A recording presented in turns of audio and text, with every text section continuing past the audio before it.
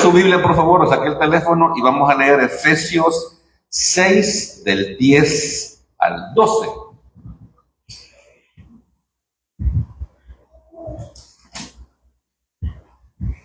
Por lo demás, hermanos míos, fortaleceos en el Señor y en el poder de su fuerza. Vestíos de toda la armadura de Dios, para que podáis estar firmes contra las acechanzas del diablo, porque no tenemos lucha contra sangre y carne, sino contra principados, contra potestades, contra los gobernadores de las tinieblas de este siglo, contra huestes espirituales de maldad en las regiones celestes.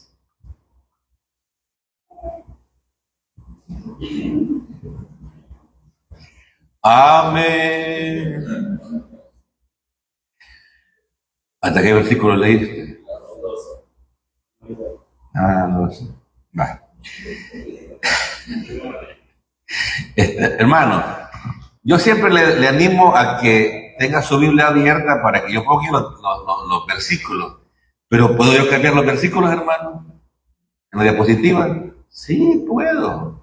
Claro que puedo. Entonces, siempre le animo a que tenga la Biblia abierta para que usted pueda leerlo en su Biblia y que vea que así está, ¿verdad? Muy bien. Si usted se recuerda, hace unos meses atrás, yo prediqué todo el libro de Efesios, excepto hasta esa parte que leyó el hermano Giancarlo. Todo, desde el 1.1 hasta el 6.9. Prediqué. Hermano, esta iglesia es una iglesia especial. Hay muy pocas iglesias en Latinoamérica que predican versículo a versículo a versículo. Muy pocas. Y fíjense que las que lo hacen, ahí están en YouTube. Hay una iglesia en México, se llaman Semillas, se llaman.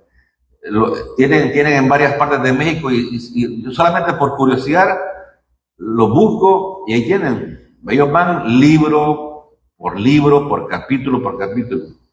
Muy pocos, ¿verdad?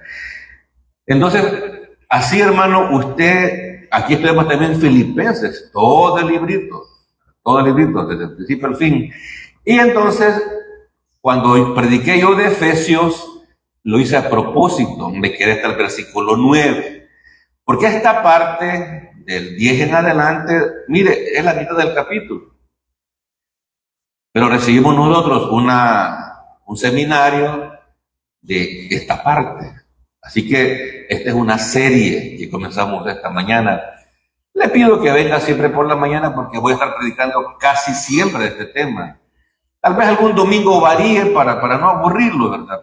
Pero voy a estar predicando de la guerra espiritual que tenemos los creyentes contra el enemigo de nuestras almas y también enemigo de Dios, el diablo, ¿verdad? Y eso, hermano, es bien importante. Por eso le preguntaba yo, ¿quién será la próxima persona que deserte de esta iglesia? Voy a ser un poco más profundo. ¿Cuál será la próxima familia que se vaya de esta iglesia? ¿Verdad? ¿Y sabe por qué es, hermano? Porque estamos descuidados en esta guerra espiritual. No estamos usando toda la armadura de Dios. ¿Qué? ¿Hay una armadura de Dios en Efesios 6? Sí. Que tiene varias partes, fíjense. Y Pablo las enumera, ahí son 7. Entonces aquí las vamos a ver despacito, una por una, para que usted vaya entendiendo que estamos en una guerra espiritual. Pablo comienza con el versículo 10. Por lo demás, hermanos míos, fortaleceos en el Señor y en el poder de su fuerza. Ajá. ¿Y cómo se fortalece un creyente, hermano? A través de la palabra de Dios.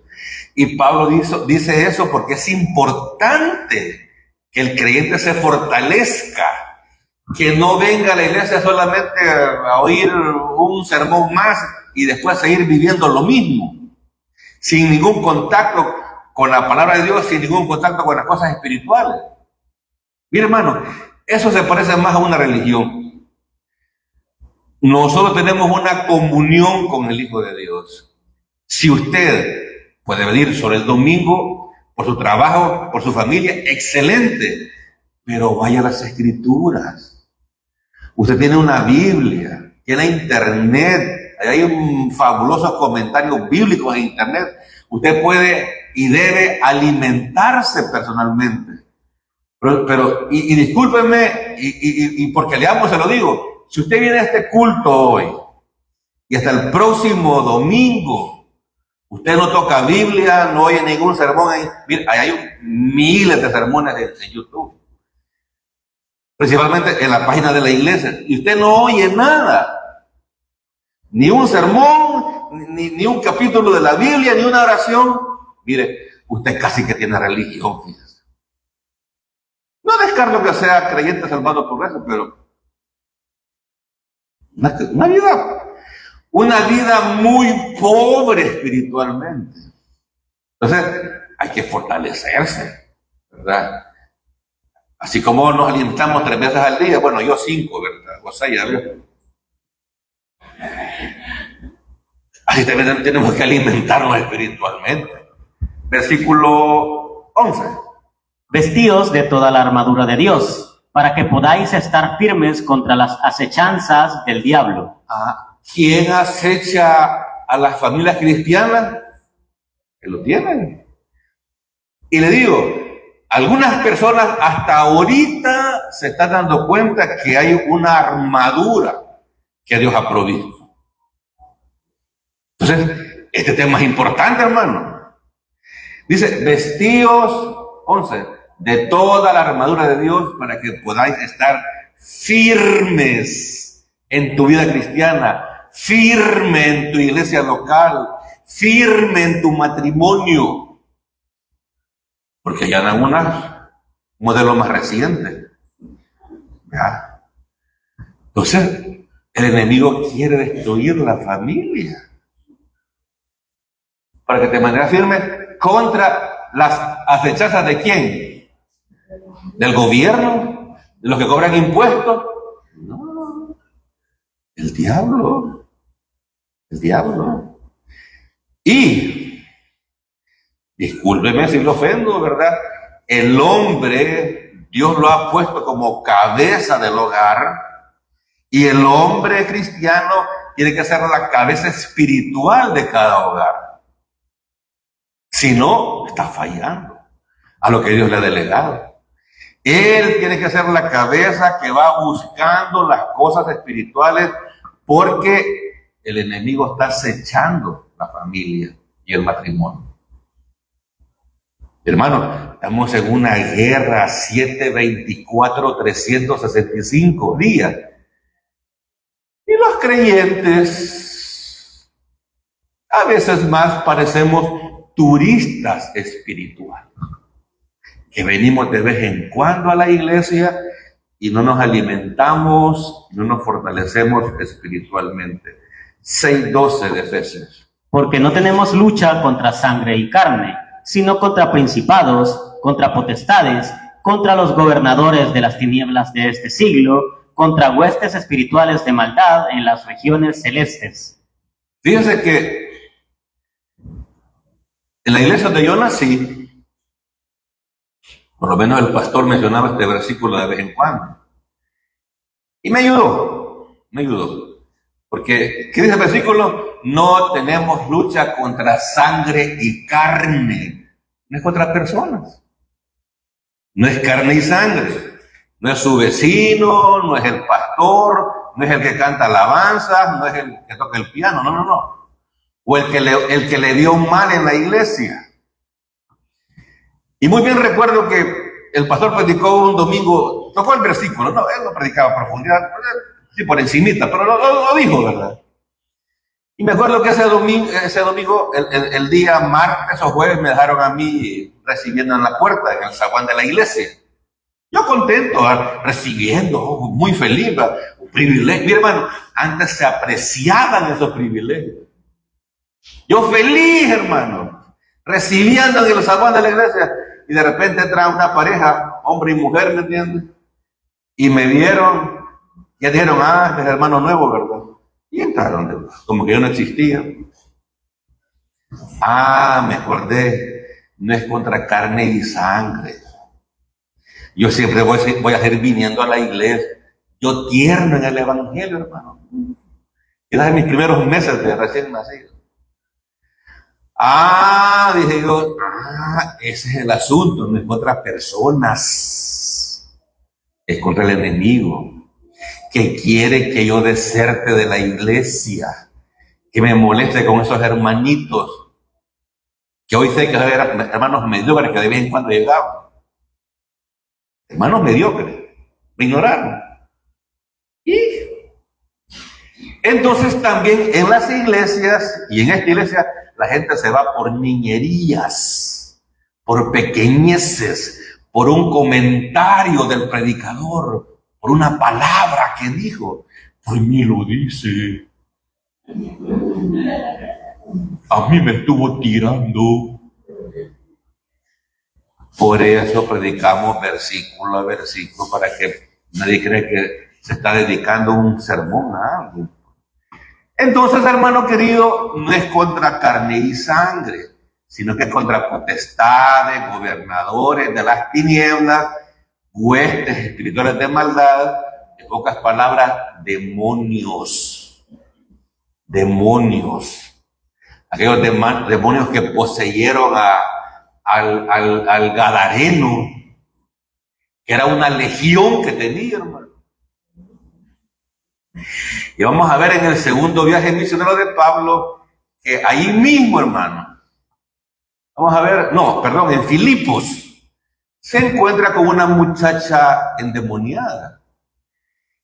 Y no es como la que usted ve en las películas, que en vez de leer la Biblia, ve las películas, ¿verdad? ¡Guau! No. Esa muchacha decía, oigan a estos siervos de Dios Altísimo. Eso hacía el demonio que dijera la muchacha. Y lo hizo por varios días, dice la Biblia. Pero yo le cuento más para que venga por la tarde a oír eso. No ahora, que es el próximo domingo voy a hablar de eso. Pero los demonios no son esos que le dan vuelta a la cabeza, ¿me entiendes? O que se pegan en el techo de la habitación. No. Ese demonio exaltaba lo que Pablo estaba diciendo. Entonces, la gente tiene un concepto hollywoodense del diablo y los demonios. No, hombre, no. Mire, el diablo es tan astuto que hace que la gente se desvíe por cosas que son buenas en la vida, pero no son indispensables. Por ejemplo, esta mañana quizás alguien fue a visitar a un familiar enfermo y por eso no vino al culto. ¿Es malo eso, hermano, que visite al familiar enfermo? No. Pero primero es Dios. Entonces, hermano, ¿qué pasó? No, es que mi tía está enferma. Y la llevé una fruta y un caldito. Entonces, el diablo utiliza cosas buenas para desviar a los creyentes. Aún el trabajo lo podemos usar como excusa. Es que yo no trabajo, no como. Entonces, esa es una cuestión, hermano, de examinarse. Estoy creciendo espiritualmente. O me han dicho, estoy viviendo la vida cristiana que Dios quiere que viva. Esa es la pregunta. Yo, después de tantos años de ser cristiano, estoy viviendo la vida cristiana que Dios quiere que yo viva.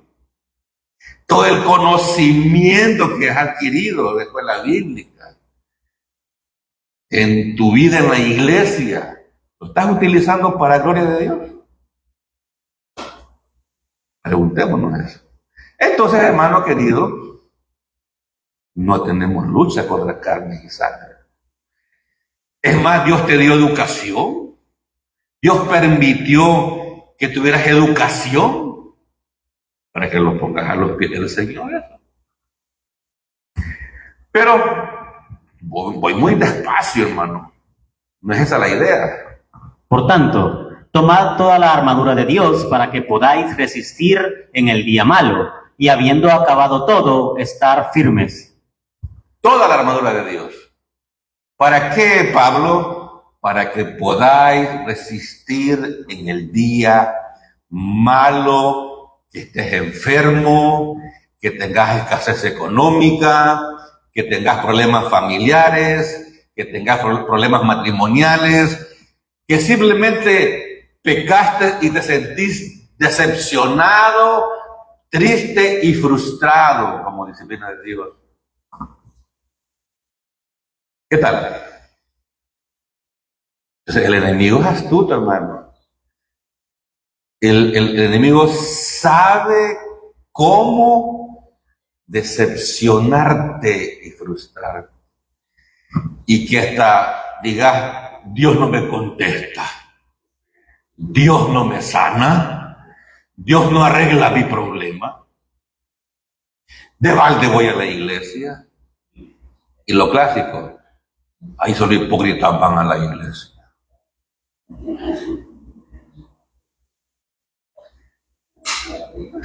Si se va de aquí y se va a una iglesia donde no hay hipócritas, lo arruinó, porque usted también es del mismo equipo.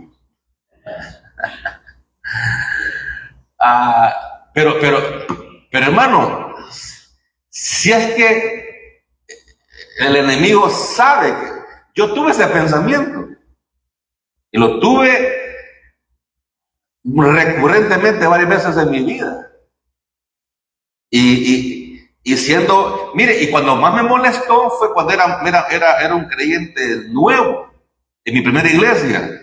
Varias cosas, me tomaría tiempo enumerarlas, pero pasó esto y esto otro. No, yo era líder de jóvenes. Antes le decían pastor de jóvenes. Y me acuerdo que mi querido pastor, que en paz descansa, no, ahí está todavía ese pastor. Ahí lo vi en la espada en el pollo. Mi querido pastor siempre me dijo, llegue a las 3:30, el culto era a las 4. Llegue a la iglesia a las 3:30. Claro, yo vivía a media cuadra de la iglesia, no me molestaba. Pero un día, ocupado, para arriba y para abajo, realmente ocupado. Llegué faltando 15 a las 4. Llego, bendiciones, le bendiga, hermano, siéntese o voy a predicar yo, me dijo el pastor.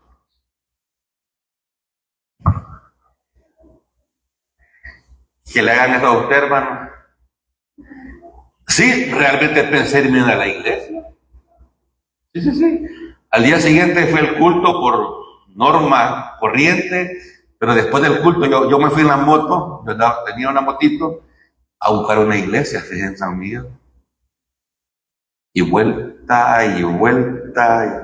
No, dije, si que no es contra carne y sangre. Bueno, yo voy a descansar entonces. No voy a predicar los sábados. Está bien. Sigo. Ahí dejemos los puntos suspensivos. No me fui de la iglesia, ¿verdad? No me fui de la iglesia, obviamente. Y mire, me pasó lo mismo en las dos iglesias donde yo estuve.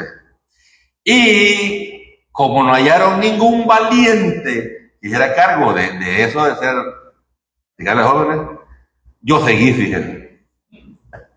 Yo seguí.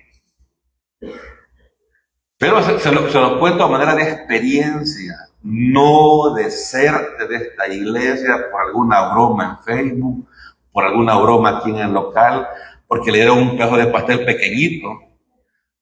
Porque muchos me han reclamado, mira hermano, siempre que reparte el pastel, solo dan unas lajitas muy delgaditas. Yo no sé quién reparte, ni pregunto. Así que, hermanos repartidores, sean generosos, por favor. Que vamos a perder a un dulce hermano porque no le damos pastel suficiente. Aleluya. Ah, el que lo corta o la corta. o la que lo corta.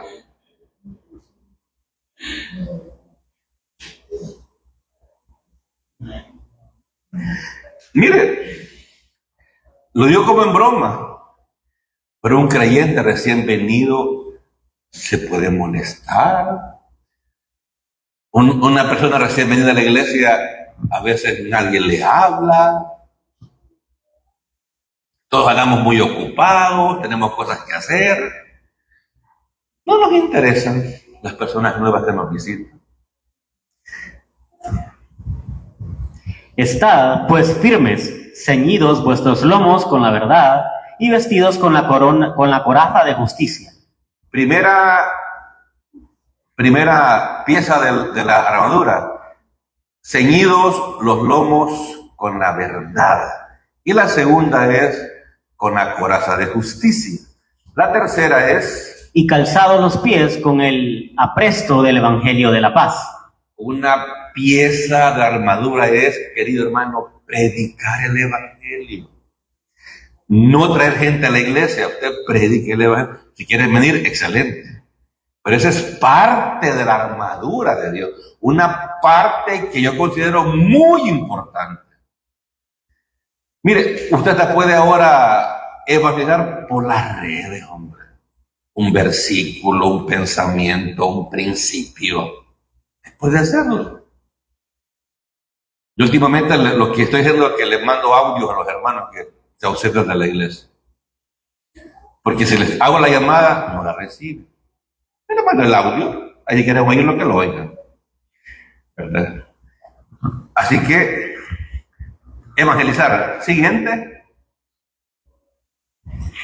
Sobre todo, tomad el escudo de la fe, con que podáis apagar todos los dardos de fuego del maligno.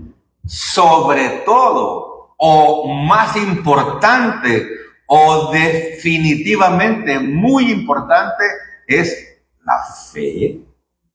Porque es como un escudo, porque el enemigo va a lanzar dardos de desesperación, frustración, melancolía, soledad, ¿verdad? Etcétera. Entonces, el escudo de la fe. Que ninguna emoción humana que para a nuestra mente nos debe afectar. ¿Entiendes? Porque el enemigo, ¿quién le va a atacar? Mira, nadie valora tu trabajo. Mira cómo te esforzas en la casa y en el trabajo y nadie te ayuda. Y vas al súper y va el tráfico y la gente tóxica.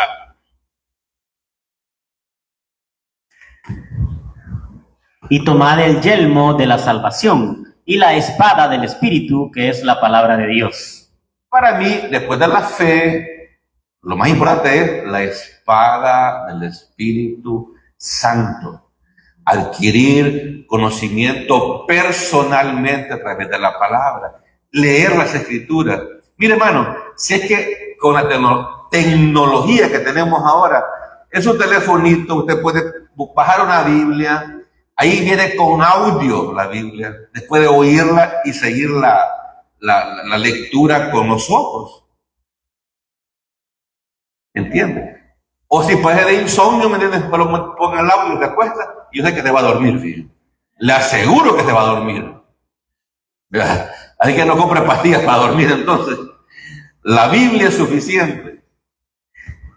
Y por último, orando en todo tiempo con toda oración y súplica en el Espíritu, y velando en ello con toda perseverancia y súplica por todos los santos. Algunos comentaristas dicen que la oración no es parte de la armadura, pero para mí no hay problema. La oración es importante, hermano, en la vida de un creyente. Muy bien, entonces ahí tenemos las 7 partes de la armadura. Permíteme. Pero, ¿qué dice la Biblia de nuestro enemigo, hermano? Dice eso. Sed sobrios y velad, porque vuestro adversario, el diablo, como león rugiente, anda alrededor buscando a quien devorar. ¿Conocemos ese versículo, hermano? Hasta de memoria. hasta de memoria lo conocemos, hermano, y hasta lo mencionamos, pero realmente somos sobrios el día domingo, hermano. Y ser sobrios es ser tranquilo, moderado, inteligente, sabio en buscar las cosas de Dios. Ser sobrios, no alocado, pues, no disparado, no emocionalmente activo, no, tranquilo. ¿Qué es lo más importante en la vida? Buscar de Dios, buscar de Dios. Entonces, a eso se refiere, sean sobrios, no se emocionen, no dejen que las emociones guíen su vida, no dejen de buscar a Dios por lo que otra gente va a opinar. Primero es Dios, hermano, es Dios. Pero dice Pedro, sean sobrios y velad. ¿Qué significa la palabra velad, hermano? Estar despierto. Estar despierto no tanto físicamente, sino que espiritualmente. Estén despiertos. Vea cómo está su matrimonio. Vea cómo está su familia. Vea cómo está su vida en esta iglesia local. Sobrio y velad. Observe, piense, saque sus conclusiones. ¿Qué dijo Pablo allá en Colosenses? Busquen las cosas de arriba. Pregúntese, ¿será realmente Dios lo primero en mi vida? ¿Será realmente Dios que está en mis pensamientos todos los días? ¿Será lo primero en mi vida? Porque le digo, es bien fácil vivir una vida religiosa. Muy fácil. Mire, la gente cree que mucha gente que asiste a iglesia el domingo se hace presente y dice, bueno, ya cumplí, Dios está contento conmigo y ahora hasta el próximo domingo. Mire, mucha gente vive así, hermano. Mucha gente. Y en todas las religiones. Todas las religiones. Es porque los humanos somos cómodos. Eso me recuerda, hace poco hablé yo en el tiempo de los jueces, hubo un momento, hermano, que solo hombres cobardes vivían en Israel. ¿Oye lo que estoy diciendo? El diablo los tenía tan atemorizados que solo hombres, que todos los hombres del pueblo de Israel eran cobardes ante un enemigo que estaba ahí, que los estaba esclavizando, que los estaba oprimiendo, que le quitaba el trigo, la cebada, y ellos, no, que vaya a Giancarlo, y Giancarlo, que vaya a Vilio, y a Vilio, ay, que vaya a Deni, y Deni, ay, que vaya a Angelín. No, es que sí, así somos, pues.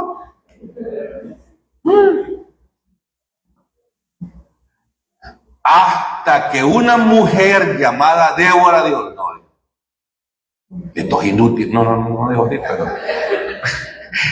pero merecía decirlo, estos inútiles hombres, no hay ni un hombre, pues.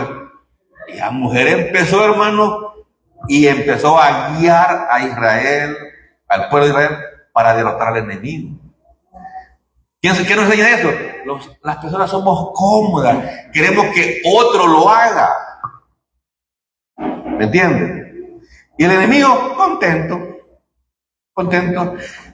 Mire, el enemigo ya no puede evitar que usted sea salvo. Aquí se ha predicado el evangelio por 18 años, hermano, y la mayoría de la gente que viene aquí es salva. Pero él está trabajando ahorita en que usted esté cómodo, tranquilo, venga a su cultito, un cultito a la semana, tal vez 2 a lo sumo, ¿verdad? Una vida espiritual que no lo inquieta para nada. Una vida espiritual que no gana a otros para Cristo, ni les menciona el Evangelio. Él está tranquilo. Y lo lamentable es que la mayoría de creyentes somos así. No evangelizamos. Como en el tiempo de Débora. ¿Me entiendes? Hay que predique Douglas. Y predique a la hermana Rosa. ¿Para qué? Entonces, así somos, hermano. Así somos. ¿Y qué dice la palabra? Que seamos sobrios y velemos. Que miremos las cosas espirituales. Mire, que miremos la vida con lentes espirituales de la Biblia. El enemigo no va a destruir su matrimonio en un año. No, él trabaja despacio y trabaja fino. Él trabaja fuertemente en destruir la familia y los matrimonios. Y hace un trabajo de hormiga. Ahí va, tac, tac, tac, tac, tac, ¿me entiendes? En esta iglesia he visto muchos divorcios, muchas separaciones. Personas fallecidas estaban antes en un matrimonio, ¿verdad? Mujeres que no quisieron apoyar a su esposo en la iglesia y viceversa, ¿verdad? Entonces, por eso dije yo, el hombre es la cabeza que Dios ha puesto en el hogar y tiene que ser la cabeza espiritual. Entonces, eso Dios se lo dio, no se lo doy yo, no se lo doy yo. Entonces, la Biblia nos habla de creyentes que fracasaron porque no vieron la guerra espiritual. Uno de ellos era Sansón. No, Sansón era el juez de Israel, da para arriba y para abajo. Él era el presidente del país, podía conseguir cualquier muchacha bonita, joven, pero no. A él le gustó una impía, una hija del diablo, y puso su mirada y su corazón en ella. ¿Y qué pasó? Lo llevó a la destrucción. No fue sobrio, no estuvo velando.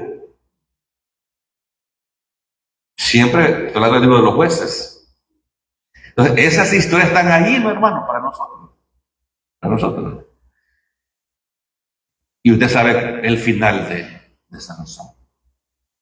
No se dio cuenta que estaba en una guerra espiritual. No. Entonces, hermano, el apóstol Pedro nos dice eso, pero también nos da la solución, miren. Al cual resistid firmes en la fe, sabiendo que los mismos padecimientos se van cumpliendo en vuestros hermanos en todo el mundo. Ese versículo, el 5:9, no dice que la vida espiritual es un jardín de rosas, hermano. O es un jardín infantil. No. Dice que resistamos al enemigo en la fe, el escudo de la fe, sabiendo que los mismos padecimientos se van cumpliendo a nuestros hermanos en todo el mundo. Los creyentes vamos a sufrir, los creyentes vamos a ser perseguidos y criticados. Entonces, no renuncie a su iglesia local por eso. Oiga bien, si persiguieron a Cristo, si persiguieron a Juan el Bautista y lo mataron, si persiguieron a Esteban y lo apedrearon, si persiguieron al apóstol Pablo y lo apedrearon, y persiguieron a Cristo y lo mataron, ¿qué de nosotros, queridos? La vida cristiana que predican por ahí, es falsa, hermano. Falsa. De dinero, Dios lo va a bendecir mucho. Diezme, y Dios le va a dar 4 veces más. Hermano. Si es que no es el dinero que hace a la gente feliz, es Cristo Jesús que hace feliz a la gente. Porque hay gente en este mundo que tiene mucho dinero y están deprimidos. Muchos artistas famosos en el mundo, ¿me entiendes? Millonarios y conocidos consumían antidepresivos porque no le llevaban gusto a esta vida. Llegaron hasta morirse por sobredosis. Entonces, hermano, sí, el dinero ayuda, claro que sí. Claro que sí. ¿Cuándo lo usamos para la gloria de Dios? Cuando tomamos en cuenta lo que dice la Biblia, no gastéis vuestro dinero en lo que no es pan. Es lo más importante. Pero el punto es ese, hermano, que los creyentes vamos a padecer, vamos a sentirnos tristes algunas veces, vamos a ser criticados, vamos a ser perseguidos. ¿Y dónde viene eso? No tenemos, sí, pero el enemigo ocupa personas, sí, son personas, puede ser hasta su cónyuge, pero es el enemigo que lo está manejando a su cónyuge para hacerle sentir mal a usted.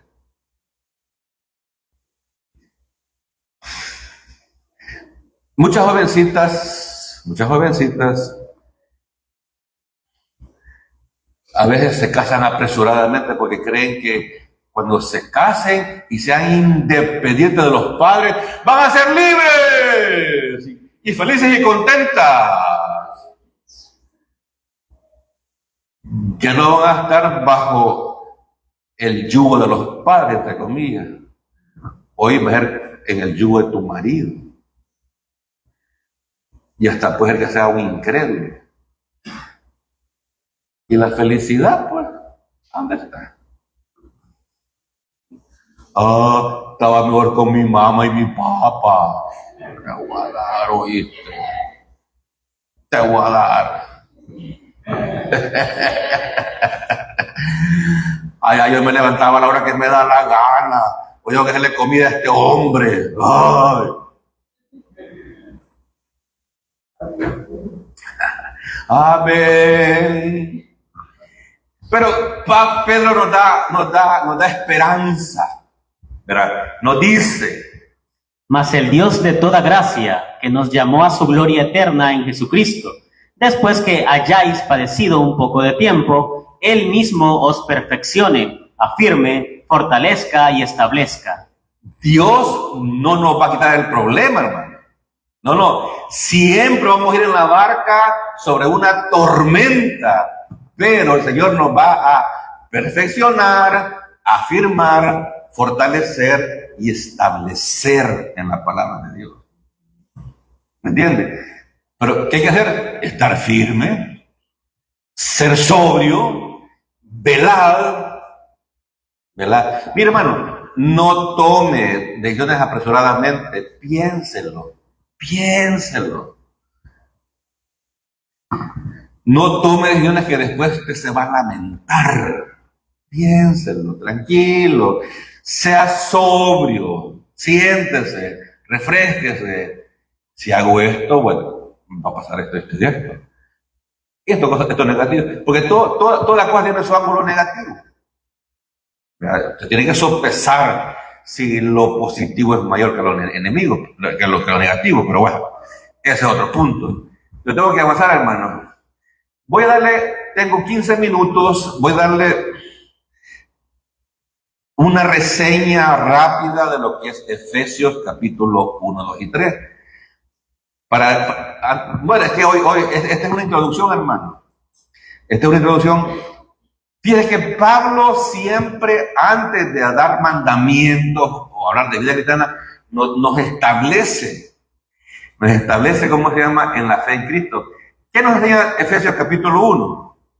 Nos enseña que Dios nos escogió en Él desde antes de la fundación del mundo. Exacto. Usted estaba en el corazón de Dios y sabía que usted iba a ser salvo por la gracia. Además, no escogió para alabanza de su gloria, ahí me faltó, tenía sueño, nos escogió para alabanza de su gloria. Somos aceptados tal como somos en Cristo. Sí, nos ha adoptado en su familia, aceptado. Nos predestinó para ser adoptados hijos suyos. Sí, Dios predestinó a todos aquellos que pongan la fe en Cristo para que sean sus hijos y los adopta en su familia espiritual. Además, Tenemos redención por su sangre. hermano, en su casa lo buscan. Todo eso está en el capítulo 1. Efesios, capítulo 1, cuando se sienta triste y quiere saber cuál es su posición en Cristo. Efesios 1, hermano. Todo está, mire, es todo esto del 1 al 12. No es mucho lo que va a leer. Pero bueno. Tenemos herencia. Hemos sido sellados con el Espíritu Santo, etcétera. Etcétera. Hay más cosas. Adoptados hijos suyos. Entonces, eso ahora el capítulo 1 de Efesios. Estas bendiciones son por nuestra posición en Cristo. Estas bendiciones son espirituales, no materiales. Claro, espirituales. En resumen, Pablo empieza esta epístola mostrándonos a Jesucristo y explicándonos cómo estamos bendecidos en Él. Estoy resumiendo lo que prediqué hace meses, todo el estudio de Efesios. Ahora, hermano querido, en el capítulo 2, del 1 al 10, Pablo explica que estábamos separados de Dios. Éramos esclavos del pecado, de Satanás y del mundo. Éramos hijos de ira, pero Dios, que es rico en misericordia, nos salvó por su gracia para traer honra y gloria para Él. Ajá. El enemigo sabe que usted y yo estuvimos en la familia de él y que nos escapamos el día que pusimos la fe en Cristo. Él nos conoce. Mire, el diablo conoce más a los creyentes que a los incrédulos. ¿Sabe por qué? Porque los incrédulos son mayoría y todos ellos son hijos del diablo. Y los creyentes, este se me escapó, sí, si antes me servía, ¿verdad? Entonces, eso es el capítulo 2, que anduvimos en la corriente del príncipe de este siglo. Mire, y no importa que usted no haya sido un borrachón o fiestero, no, simplemente usted vivía como si Dios no existiera. No es que todos los incompletos son malandros y no. Hay muchos individuos morales allá afuera que son hijos del enemigo. Es más, ellos creen que no necesitan de Dios, ellos son muy equilibrados. Lo que dice Romanos capítulo 1, el gentil pecador moral, ¿verdad? Entonces, hermano, eso hace Pablo en el capítulo 2 de Efesios. Vosotros estabais muertos en delitos y pecados, siguiendo la corriente de este mundo, y eras hijos del príncipe de las tinieblas. Es muy interesante observar que en los primeros 3 capítulos de Efesios solo hay un mandato: acordaos. Eso está en el 2:11. Para que variemos un poco, para que varíe un poco la mirada, busque ahí por favor en Efesios. Yo lo voy a leer. Efesios 2:11 dice, es el único mandamiento que está en este capítulo, en esta sección del 1 al 3. Dice 2:11, por tanto, acuérdense de que en otro tiempo vosotros, los gentiles, en cuanto a la carne, era llamado incircuncisión por la llamada circuncisión hecha con mano en la carne. 12.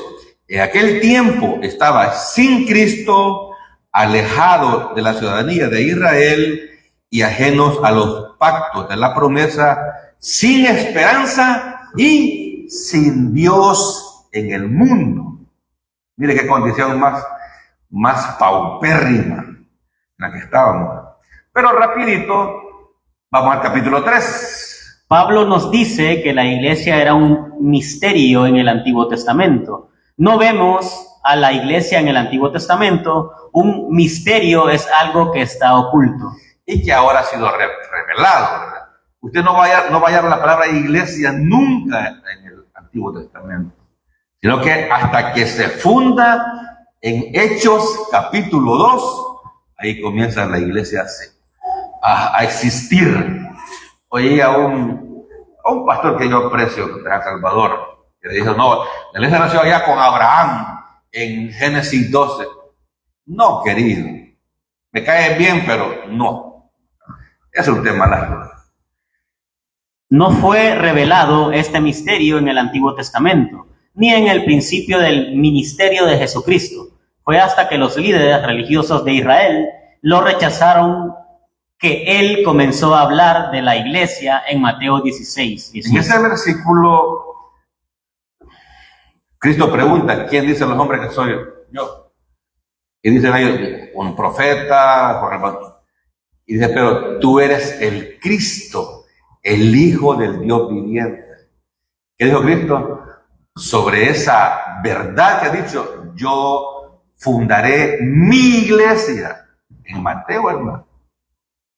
Mateo. Entonces la iglesia se funda en Hechos capítulo 2.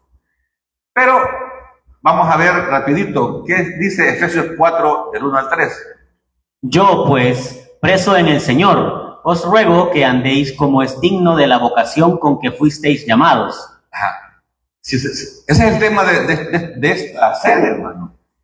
Dice Pablo, yo estoy preso, pero les ruego, queridos hermanos, que anden como es digno de un creyente. No vivan como inconversos. No vivan como personas inmorales. No vivan como personas religiosas. Tengan un andar digno de un hijo de Dios. ¿Entiende? Con toda humildad y mansedumbre, soportándoos con paciencia los unos a los otros en amor. ¿Es fácil eso, hermano? ¿Es fácil soportar al cónyuge de vez en cuando? ¡No!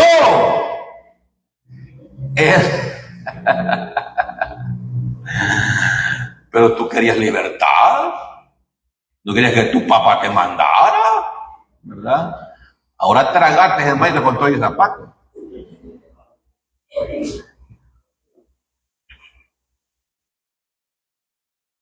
Entonces, ¿cuál es el andar digno de un creyente, hermano? Es de soportar personas. ¿Entiendes? Aguantar al cónyuge, aguantar a los hijos, aguantar a la suegra, aguantar la cuñada o el cuñado. No siempre son tóxicos, ¿verdad? Pero va a andar algún tóxica cerca de usted. Es de soportar. No es de gritar. No es de ofender a las personas. No es de marginarlas ni ignorarlas. El andar digno es ser humilde, manso, soportando con paciencia los unos. Más en la iglesia lo veo. Más en la iglesia. Solícitos en guardar la unidad del espíritu en el vínculo de la paz. ¿Sí?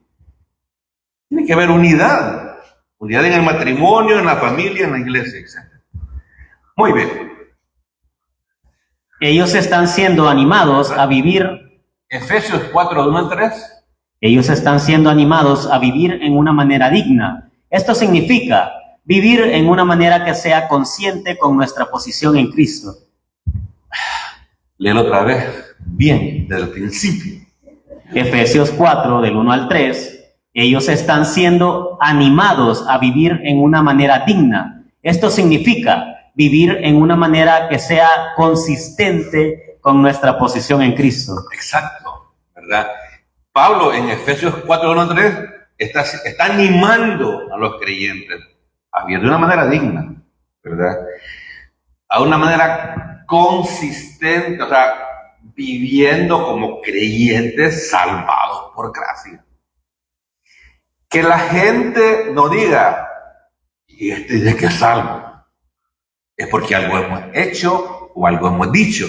Por eso la gente nos descalifica o nos ve haciendo cosas y por eso la gente no te califica. Pero bueno, Ahora bien, cuando vivimos en una manera digna, ¿qué podemos esperar? Una guerra, porque Satanás no quiere que mire, ese principio, si vivimos de una manera digna, el enemigo nos va a atacar. Él quiere que vivamos indignamente, hermano. Porque así le hacemos propaganda a él y la gente no va a querer poner la fe en Cristo. Es lo que él quiere. Que tengamos un mal testimonio, pues. Y que la gente, las personas, mire, ¿por qué muchos creyentes no evangelizan, hermano? ¿O no evangelizamos? Porque no tenemos buen testimonio. Porque ya bajamos a la persona, ya la agredimos verbalmente, ya le insultamos, y ahora ¿cómo le vamos a predicar de Cristo? Por eso no evangelizamos. Entonces, ahora bien, cuando vivimos de una manera digna, ¿qué podemos esperar? Una guerra. Porque el enemigo de nuestras almas quiere que... Ahora bien, ¿Quiere qué? nosotros vivamos en una manera digna.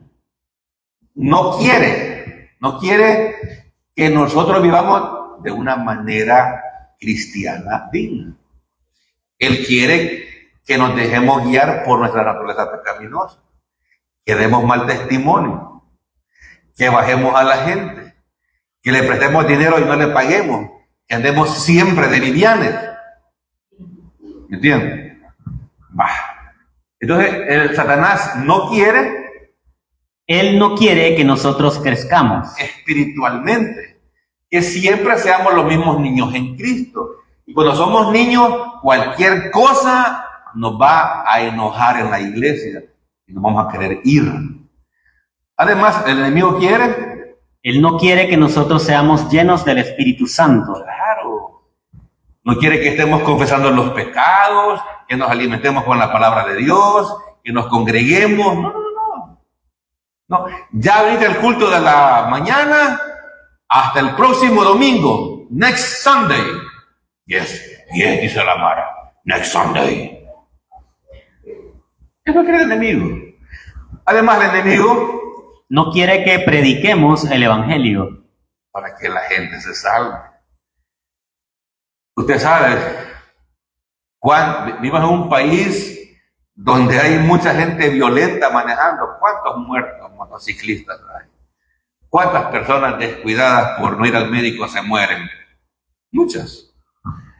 Entonces, pensamos que la gente siempre va a estar viva. No. El enemigo No quiere que los hogares cristianos vivan en obediencia a la palabra.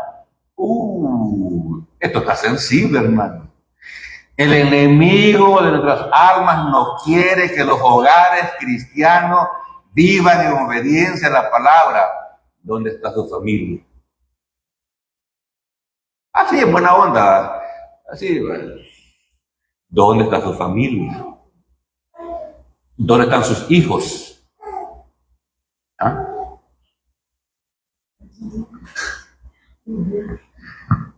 Cuando años atrás, hermano, las personas que iban a las iglesias sin conocimiento bíblico, pero eran prudentes, sabios y velaban y llevaban a su familia a la iglesia.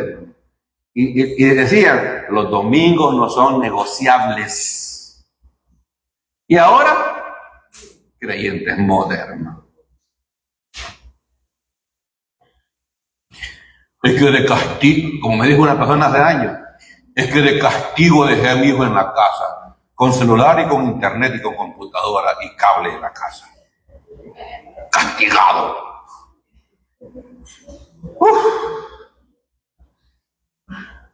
Increíble, ¿no? Oye bien, antes los hijos no se quedaban en la casa. Y en algunas casas no había ni televisión, mucho menos cable, mucho menos internet. No teléfono. Y ahora, que por el teléfono adquieren mucho mundo, mucha carnalidad, y ellos alimentan mucha carne. En internet hay mucha carne desnuda, y los jóvenes consumen eso en cantidades desproporcionadas. Y el teléfono se puede, ¿cómo se llama?, programar para que no vean esas páginas. Pero ni eso les importa a los tatas, ¿me entiendes? Ellos andan en su mundo. Todos los días aprenden del mundo en internet, en la escuela, y aquí si acaso un cultito de 1 hora y media a la semana. Ahora, como le dije, el enemigo hace un trabajo de hormiga, y va, mire. Y yo recordaba esta semana hablando con alguien, y aquellos jóvenes que vinieron a escuela bíblica de esta iglesia, hermano, la mayoría no está aquí. Y tuvieron la bendición de traer los pequeños a esta iglesia local, hermano. No están aquí. La mayoría. Bueno, ni mi hija está aquí, pues. RBD. ¿No sabe qué significa RBD? Rebelde. Y yo lo testifico. A mí no. Si la trajimos desde pequeña a esta iglesia local y no le caló la palabra en su corazón, ¿qué de los que no vienen, hermano? Explíquenme. Es que no es ni garantía que vengan, porque por aquí les entran. No, aquí mismo les sale. Tienen una obstrucción en medio. Tienen una obstrucción en medio y ¡pum! Aquí les rebota, aquí mismo les sale. Porque si les sale aquí, por lo menos algo se les iba a quedar, pero nada. Así que ahí le estoy comprobando yo el trabajo de hormiga que el enemigo hace. Hubo un joven de esta iglesia que le dijo al papá: mira, papá, porque yo no me mandes. Cuando cumple 18 años, me voy a ir de la casa. Y lo cumpliría esa hipótesis. Un día después se fue. Exactamente un día después se fue. Vaya a verlo cómo está ahorita. Punto y aparte. El enemigo, Satanás quiere destruir las familias cristianas. sí. Y el pedir de vez en cuando no te da inmunidad a eso. Él va a seguir su trabajo de hormiga. Además, el enemigo quiere destruir la vida cristiana de los creyentes. Ay, ¿cómo les digo esto? Bueno, para los entendidos, ¿verdad? Usted conoce a alguien que se ha ido de esta iglesia,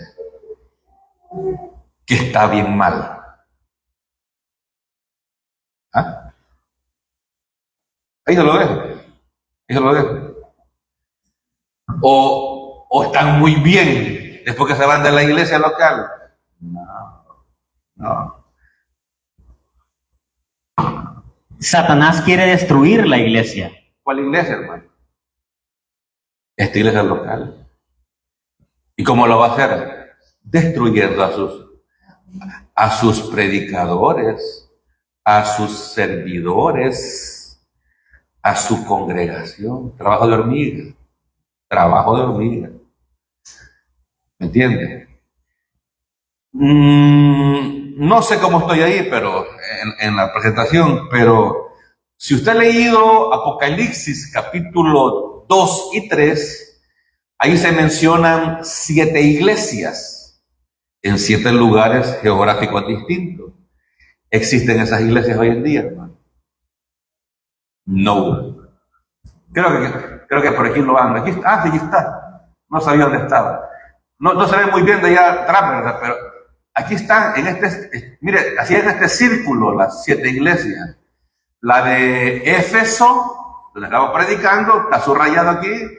La de Esmirna, Pérgamo, Tiatira, Sardis, Filadelfia y la Odisea ya no existen. Porque Satanás destruyó esas iglesias. Pero fíjate que el enemigo ha cambiado de estrategia. Fíjate. Hoy no las destruye. ¿Sabe qué hace? Las multiplica. Y usted ve ahí un montón de iglesias falsas, por aquí también por este lado, iglesias falsas, entreteniendo a la gente sin predicarles el evangelio de la gracia de Dios, contándoles experiencias personales a la gente, sin redención, sin justificación, sin adopción. Ahí está, ahí está. Entonces, querido hermano, estamos predicando en Éfeso, ¿verdad? Esa es la calle de las Curetas, una calle principal en la antigua Éfeso. Mire cómo está. ¿Cómo está? Ahí tenemos la biblioteca de Celso en los tiempos de Pablo. Mire cómo está. Entonces, el enemigo trabaja sutilmente y tiene un objetivo. ¿Pero qué más? Ahí tenemos también un templo de la diosa pagana Artemis. Mire, y si usted algún día va por ahí, ¿verdad? Eso, ahí, el guía turístico lo vea, pues mira, aquí había un templo de Diana. Ahí le van a decir todo eso. O sea, todos esos escombros, hermanos, le llaman la atención a los turistas y visitan Turquía. Ahí queda ahora. Hoy no se llama eso, se llama Turquía. Ahí está. Y el templo de eso también quedó así, hermano. Dañado. Muy bien. Ya no hay tiempo. Ya no hay tiempo. El próximo domingo vamos a seguir, si Dios lo permite, ¿verdad? Así que oremos, hermano. Padre, te damos gracias, Señor,